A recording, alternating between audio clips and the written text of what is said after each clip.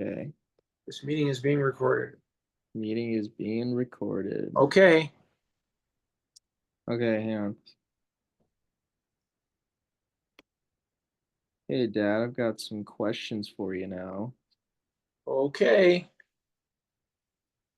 Hey, background information. Who are you? Who am I? Who are you, Dad? You mean like my full name? Yep, who are you? Where do you work? And how long have you been there in your role? My name is Scott John Samuelson. I work at Family Physicians of Greeley in their Johnstown office. I have been at that practice since January 29th of 2024. Where have you previously worked? How far back do you want to go? Back to Rocky Mountain. Oh, well, okay. I was employed by Rocky Mountain Family Physicians from October of 1996 to December of 1998. I was a partner in that practice from January of 1999 through December of 2021. I was then employed by MDVIP from February of 2022 through November of 2023. And then, like I said, I became employed with Family Physicians of Greeley as of January 29th of 2024. And then I joined that group as a partner effective September 1st of 2024. Would you say that you were a managing partner at Rocky Mountain? And Yes. uh, Yes. hmm were you also a managing part? A manag Were you in a managerial role at MDVIP? No, I was not. Okay. Are you in a Not officially, anyway. Yeah, right. Are you in a managing role at at the new place?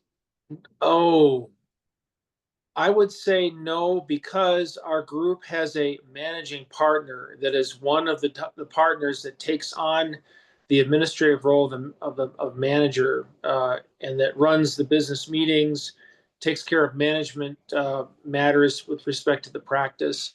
So I'm not a managing partner. The group elects one managing partner, Okay. and so I am not that managing partner right now. So Okay, cool.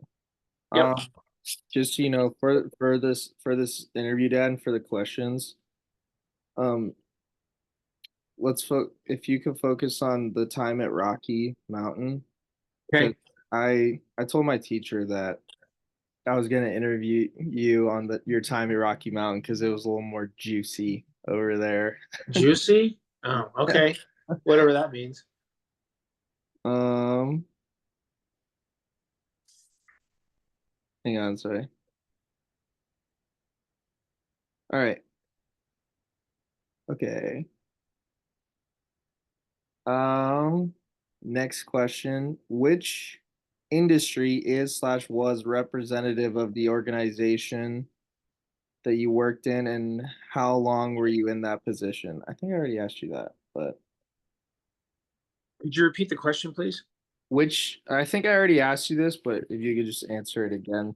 Which industry is slash was representative of the organization? What Healthcare. what is slash was your role? And how long have you been or were in that position? My role was as a healthcare provider. I'm a family physician. I delivered primary care services to our patients, patrons, our clients. And I was in that role as a managing partner for 25 years. 25 years. So you were like hiring and firing people too, right? I remember you. Yes. Yeah. Yeah, I had a part in that. Yes. You hired Mac, right? I Your did. hmm office manager, correct? Yes. Yeah, I hired him. I would say that I was the sole person that pretty much hired him. Good to hear. Mac was a good guy. Yeah, he's a good guy. Yeah. Okay, this is a big one. You ready? Okay. Consider your greatest career achievement in that role. Provide details, including the time period and the person's products and services involved. And what management principles, strategies, or processes did you employ that you believe led to this effective organizational outcome? And Wow. there's more to Okay. that, there's more to that question, but I'll have if you could answer that first one first. So are you talking about from a business standpoint, like running the business, or are you talking about professional? From like so like what was your greatest career achievement in your role as like a managing partner? Okay. My greatest career achievement in those 25 years was, as you alluded to, hiring Mac. I, um, let's see, leading up to, well, let me see, leading up to 2006, April of 2006 to be specific, when I hired him, we had a total of, well, let me back up. I had joined this practice as a partner, a managing partner in January of 1999. Shortly thereafter, our current office manager decided to quit because she wanted to, her husband had left her and she wanted to move to Oregon. So she left us in February. No, I'm sorry, that was earlier. No, that was it. Yeah, yeah, she had left us. Shoot, let me think here. Yeah, she did. Okay, so then we hired a gal who was a very good manager, I thought. She kind of made very good management decisions in terms of hiring and firing of staff and modernizing the office. The only problem that she had was she was kind of brusque, very. She was almost too businesslike, and my former partner, accused her of stealing money, and so um, Yep. there was a rift between those two, and she decided to quit. So then that was the second office manager we had. Then we hired another office manager who was pretty good from 2000 to 2005, but then we had to implement the electronic medical records.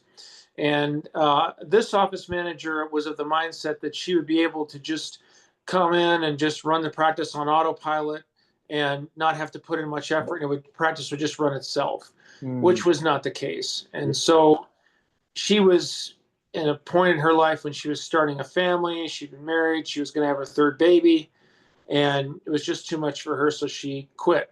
Okay. And then we hired another office manager that my partner found on it was a want ad or a note on his church bulletin board. And this former partner um, didn't think it was worth spending the $100 to do a background check on this man, Oh yeah. which I didn't think was right, but I just went along with it because I trusted this former partner. And it turns out that this man that we hired didn't tell us that he was a convicted felon and had been to prison on white collar crime. So this man proceeded to not know what the heck he was doing and almost ran our practice into the ground at the end of 2005.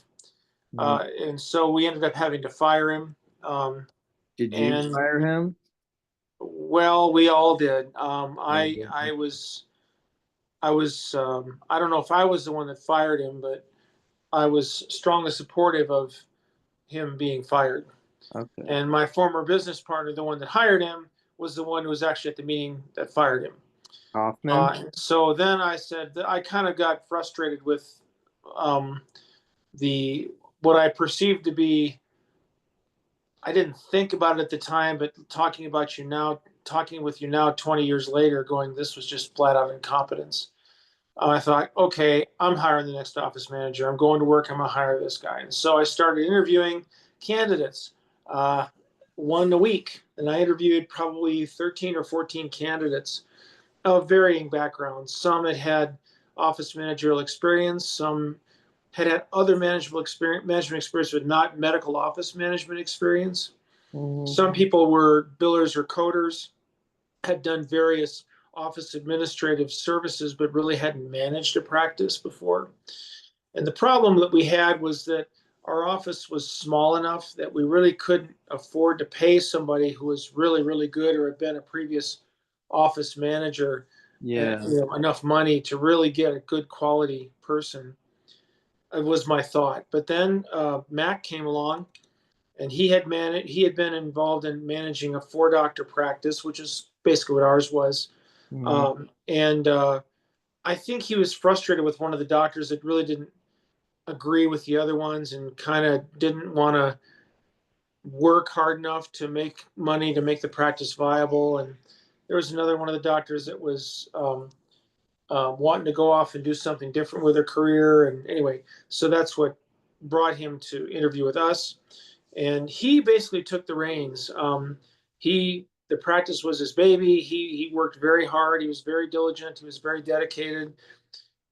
He basically brought our practice back from going under. And by the end of 2000, he brought the practice, turned it around from going down the tubes basically and going bankrupt in 2006 Wow. to beginning to break, to come out of that and be profitable. We hired on, let's see, we hired 2 or 3 new mid levels.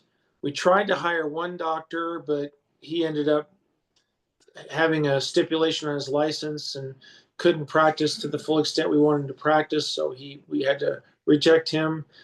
We did the best that we could. This was when Obamacare was coming in, and reimbursement was going, well, was in question. A lot of doctors were retiring. We attracted some applicants that were retired from other practices and basically just didn't want to work very much. But we Mhm. needed somebody who was going to be all in and be working their tails off to be able to produce income. Yeah. So what was most practical from a business decision the standpoint at that time was to hire mid-level providers, physician assistants, and nurse practitioners, which we did. Mhm. And we got a good group, I thought, of physician assistants that I felt I spent a lot of time training. I helped to train a nurse practitioner who turned out to be very good for our company for a few years until she decided to go off on her own. Who was Um, that? Holly, Oh yeah. Yeah. yeah, I helped Holly get her hours for becoming a nurse practitioner. And Anyway, then we also had to deal with one senior partner leaving, and then we had to hire another physician to replace him, and we hired a solo doctor, a woman physician, who really kind of ended up being, well, she was a warm body in the call schedule, which is what we needed, Hmm. but she was an impaired physician. I'll just be honest with you. She had an eating disorder. Who She was that? was married. She really didn't have to work, huh? Who was that? Flora Brewington. Did Yeah. you ever meet her? The name sounds familiar. I don't Yeah. couldn't. Anyway, she was the Chinese gal, the gal of Chinese Asian descent, but she was American. Oh yeah. I Yeah, remember. you hardly ever saw her because Never around. she was having babies. She had two babies, and she took 12-week long maternity leaves, and she Oh. could afford to do it because her husband was employed by Google, so she really didn't have to work. Oh yeah. And her I practice remember. was her practice was mostly Medicare and Medicaid. She took what everybody else didn't want to take, and so it ended up being a lot of patients that were higher risk, that were lower paying. It was more of a burden. It turned out to be than a blessing Yeah, in she that wasn't regard. really there too long, was she? She was there from 2008, and she left us in 2013. Yeah. And she had a couple of detached retinas and couldn't work for weeks at a time. She went to therapy for her eating disorder, was gone. I mean, she was gone a lot. Hardly ever worked. Um, Fired her. we did. All You of us did. okay. Yeah, we all did because, well, she was there. She was in the community. She had similar philosophy of practice to us. She was a Christian, and so are we. And she was able to do OB, and we needed someone to do OB. Mm. So then she left, and then it was about a year of doing every third night call for OB, and that got to be a bit onerous. So, and by that time, electronic medical records system had been instituted at Poudre Valley Hospital, the hospital we all had privileges at, and we were basically being pushed out just simply because it was just too time consuming to complete our medical records and learn two different or use two different electronic medical records systems. What used to take 10 minutes writing physically in a patient's chart took 30 minutes. and Yeah. it just wasn't practical. You just couldn't make a living seeing patients in the hospital, trying to deliver babies, and see patients in the office. Mhm. So that was a very, very busy time. So we ended up stopping doing OB as a practice in 2014. I delivered my last baby in August of 2014. And then we just went on from there. Um, let's see. But we kept the practice going. I mean, we were profitable. We kept going. The three of us just kept moving along, and with the mid levels that held us together and kept us going in a community where it was mergers and acquisitions. I mean, Uh, doctors' offices were being bought out by the big corporations, and we stayed independent. We chose to stay independent. We didn't want to be bought out. I mean, we went to a dinner once with who was it that we went to dinner with? It was it Banner? I can't remember now. Might have been Banner. Yeah, it was Banner. yeah. Uh, we wanted to partner with them and have them help us build a facility next to our office to be able to do patient care and procedures. And Yeah. they came to the meeting with their physician acquisition team, like, "Oh, you didn't want us to buy you out," kind of thing. And we're Uh, going, "No, I want to partner with you," And they were just on a totally different, they're at a totally different um, level than we were. They weren't interested in us if we weren't going to buy them out, or if they weren't going to buy us out. So we just continued on going, and we couldn't attract. And then my other partner left to go do his concierge practice, and it was just myself and Dr. Kaufman. And Dr. Kaufman and I differed in our management um, philosophy. He basically, I felt he didn't want to do anything. He didn't want to grow the practice. He was just kind of punching at his time clock until he could retire. And I felt, kind of left me holding the bag, or wanted to leave me holding the bag. so I was the you one were managing. doing, so you were doing most of the work, the I management. felt I was, yeah. And then Mac, unfortunately, Mac, he was great for about 10 years, and then he started to kind of lose it mentally. He just became not really. He started to have some cognitive decline. He Okay. was 70 years old by that time, and then we bought a practice of a retiring doctor that we thought would they would want to work and continue to support the practice, but they really didn't. They just kind of took our money and didn't really give us much for patients, and so we got out of that deal after about a month. And then this doctor was wanting to close his practice anyway and retire, and so it was just a bad business decision that cost us about $50,000, and That I was Max quite frankly decision? very angry about that. Was that Um, Mac's decision to do that that? was Mac's decision. Yeah, yeah, it was a poor business decision, and unfortunately, with the margin that we had, which wasn't very much, you couldn't afford to make too many bad business decisions. But we recovered from it. We kept going, and then basically and so what happened then was Mac resigned, which he needed to resign because he knew he had made a mistake. He knew he wasn't competent to lead our office. He wouldn't admit it, but I think he knew that he wasn't competent to Yeah. lead our office anymore. Mac. And quite Yeah. frankly, I was going, I don't want to be the one to hire. I was too busy with life and with you guys and with my practice and managing four mid levels. And our situation, how it was by that time. That was 2016, 2017. Yeah. You know full well about what was going on at home at that time. Yeah. We don't even Uh, know it was just too much for me. I'm going, look, I kind of expected my partner to step up, but he wasn't interested in stepping up. And so, Is Dr. Craner still? When did he leave? well, then Dr. Craner left in 28. Well, actually, he decided to go off and do his own concierge practice. I didn't realize this at the time completely like I do now, but Dr. Craner was kind of a playboy. His family was in the oil business. He knew he was going to inherit a lot of money. He really didn't have to work. Okay, his son by that time had sold his stakes in a corporation for a 3D printer that he and his friends had brought to market. I He remember. made something like $4.5 million from the sale. So, Dr. Craner's son was a multimillionaire.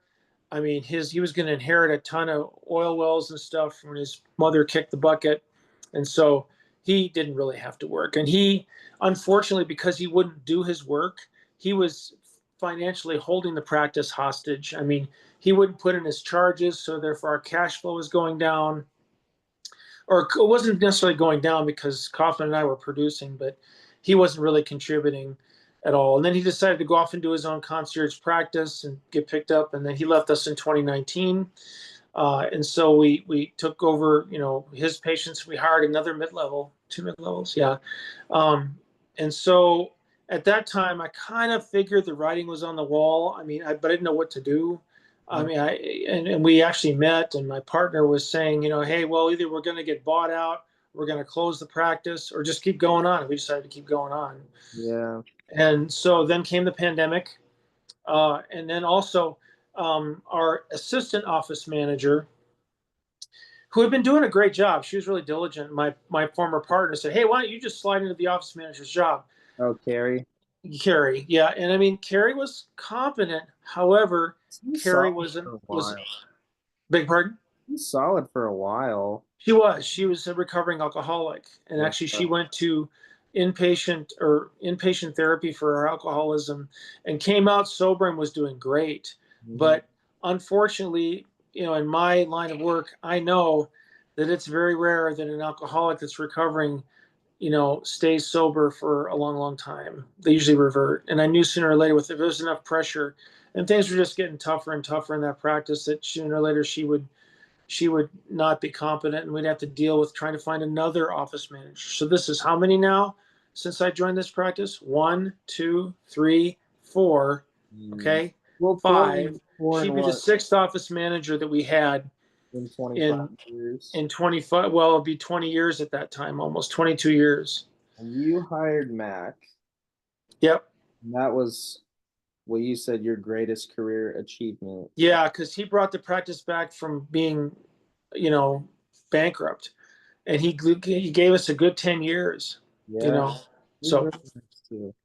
But let's hit pause on the timeline and let's go here. So in regards to Mac, your greatest career achievement, what management principles, strategies, or processes did you employ that you believe led to this effective organizational outcome?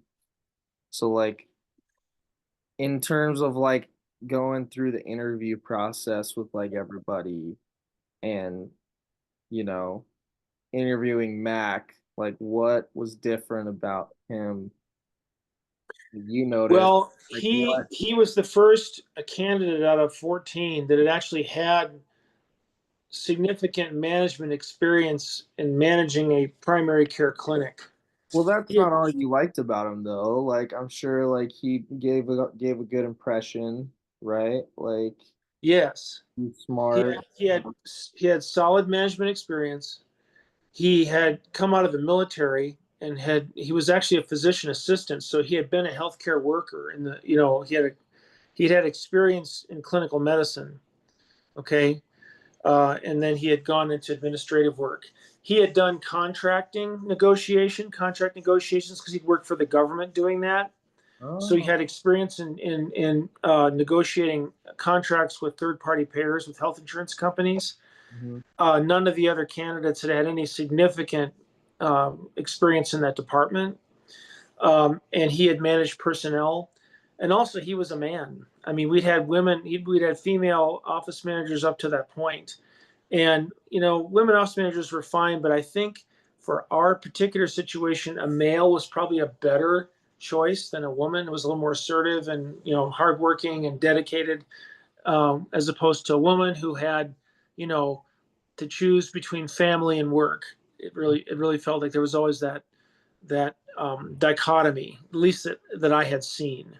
Well, Mac was older he had a family, right? But his family was all grown Grown up, up, like yeah, so he was just at a different stage in his life is what you're saying. that's part of what I'm saying. Yes. Yeah. Very So management techniques, to be honest with you, I'm a physician. I wasn't much of a business person. And so I knew some concepts of business. I knew how to read a balance sheet and all that kind of stuff. But I needed somebody to do the actual grunt work, if you want to call it that, the actual administrative work of being on the phone, doing the negotiations, doing all this stuff. Because I had to be seeing patients I didn't Yeah. have the time for this. So I had to be able to delegate these activities to someone.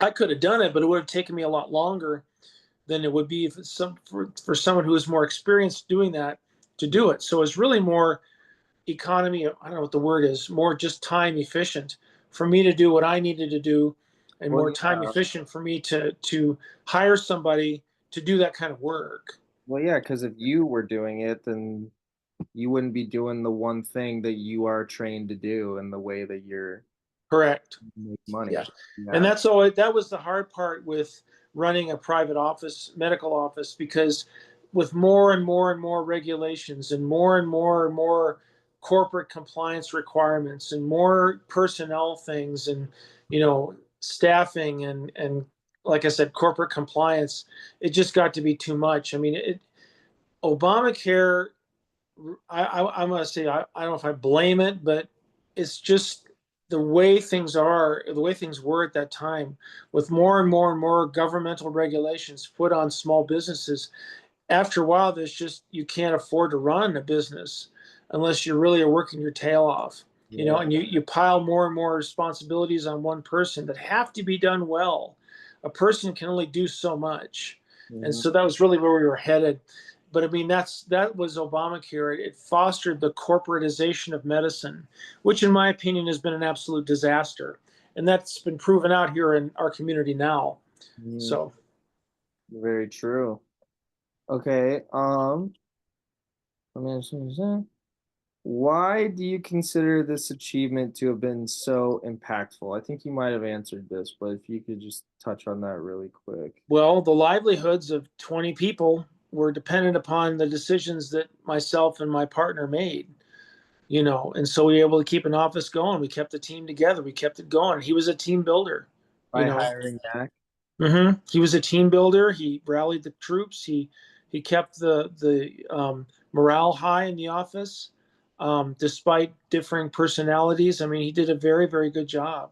You Yeah, know, he started doing the yearly banquet thing too, right? no, we'd always I feel like Mac really kind of took that to the next level though with yeah, I suppose he did. We did that stuff like at Christmas. yeah, But he kind of took it to the next level. I agree. Yeah. he like did like the prizes and stuff and Yeah. He really fostered a environment that was team oriented. I yeah, really felt so. Yeah. yeah, Mac. I miss Mac. I wonder what he's up to.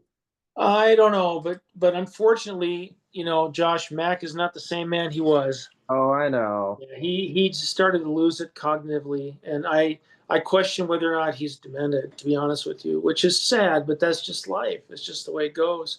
He had neglected his health. I mean, he started to come to me as a patient, and he had multiple different medical issues that weren't terribly serious, but combined together, were he needed to take care of. I mean, his health began to deteriorate basically. So. Okay. Oh, well, Zoom's telling me I only have 9 minutes left of recording time, so we gotta hustle. But okay. Consider one significant challenge, preferably one with an ethical dilemma you previously faced in that role. How did you handle it, and what was the outcome? Provide details including time period, persons, products, services, competition, et cetera. And yeah. Okay. Well, can you say that first part of that question one more time? Consider one significant challenge, preferably one with an ethical dilemma you previously faced in that role. Oh boy. How did you handle it, and what was the outcome? Where do I start? Ethical challenge.